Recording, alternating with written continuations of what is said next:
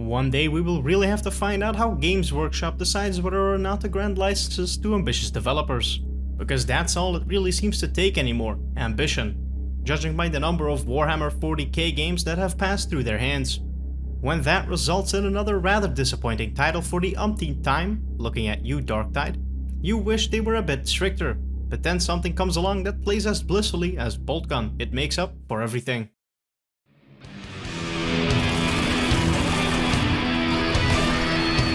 Warhammer 40K Boltgun is a recently released first-person shooter based on the incredibly popular tabletop game of the same name. Developed by Auroch Digital and published by Focused Entertainment, also known for SnowRunner, Atomic Heart and the A Plague Tale series, it is another entry into the by this point close to oversaturated boomer shooter market. Like, Jesus fuck, I own like 25 of these that I haven't even played yet. At this point, my backlog of boomer shooters is like a Tyranid invasion, endless and consuming all of my free time. I'll cut right to the chase. I believe that Boltgun is one of the finest Warhammer 40k games. It's also the only one I've actually played, but I'm gonna change that soon. Surprisingly, you don't need to have any experience of tabletop games, or much knowledge of the history to enjoy it. The story follows a typical old-fashioned purge. You take on the role of a Sternguard veteran, a 10-ton space marine who derives his power and arsenal from his blind faith in the Emperor. The Inquisition sends our hero to Graia, a world that has fallen to the corruption of chaos, to find out what is going on.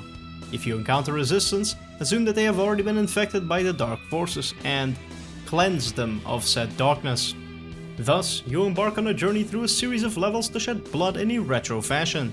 The aesthetic is reminiscent of Cultic, a game my viewers are familiar with, as it employs similar shader tricks and color palettes. The game has the action of Proteus and the enemies and environments of Warhammer 40k. The gameplay of Boltgun is rather simple.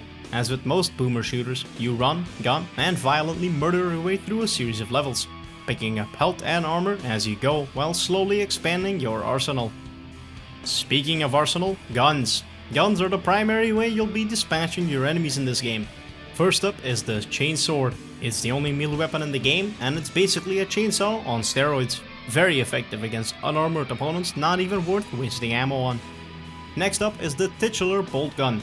It's the first weapon you receive in the game, and it's honestly one of the most fun to use. While it may look like a regular assault rifle, it actually shoots tiny missiles that explode on impact, which makes it a solid all-arounder that you can use to mow down smaller foes, or chip away at the final bit of health of some of the bulkier ones. But that's not all. You're also able to find a variety of upgrades hidden around the many levels, which will up the punch the Boltgun packs. The second weapon you'll acquire is a shotgun. As in any game, it's recommended against flesh-based opponents in order to quickly turn them into mincemeat. Next up is the plasma gun. This electricity orb launching rifle is great at dealing with bulkier and well-armored opponents in just a few shots. Then we've got the Boltgun's big brother. The heavy bolter is essentially a roided up version of the aforementioned, packing a bigger punch and not needing to deal with pesky stuff such as reloading. The Vengeance launcher is essentially a normal grenade launcher, but its grenades also stick to any surface and enemy they land on, making them quite useful to deal massive damage to mini-bosses and bosses alike. The sixth firearm is the Melta Gun, a flame-based rifle shooting out intense heat blasts, capable of absolutely melting any enemies who happen to stand in front of it. The last two are the Volkite Caliver and the Grav Cannon. Both of these serve the same function, shooting out a continuous laser beam to melt away any enemies their health bar. Then there are also three types of grenades. You've got your standard run-of-the-mill frag grenade, which explodes after being thrown, the crack grenade, which is able to blow holes into armored opponents, and the vortex grenade, an absolute get-out-of-jail-for-free card that will suck in any nearby enemies to save your skin. But that's not all. Turns out Space Marines themselves are human-sized weapons, capable of running down enemies and jumping onto them from above like some cruel Italian plumber. Every single one of these weapons is supported by some of the best sound design I've ever had the pleasure of listening to, with each of them packing a solid sound when you pull the trigger.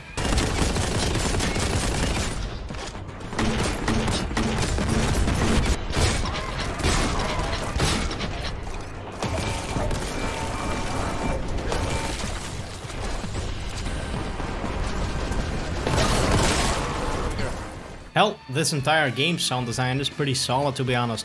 I've got absolutely no knowledge about anything Warhammer related because I do not have the patience to paint these miniatures for hours on end, but due to digital weight and the loud stomping of the character, I quickly realized I was essentially the human equivalent of a tank.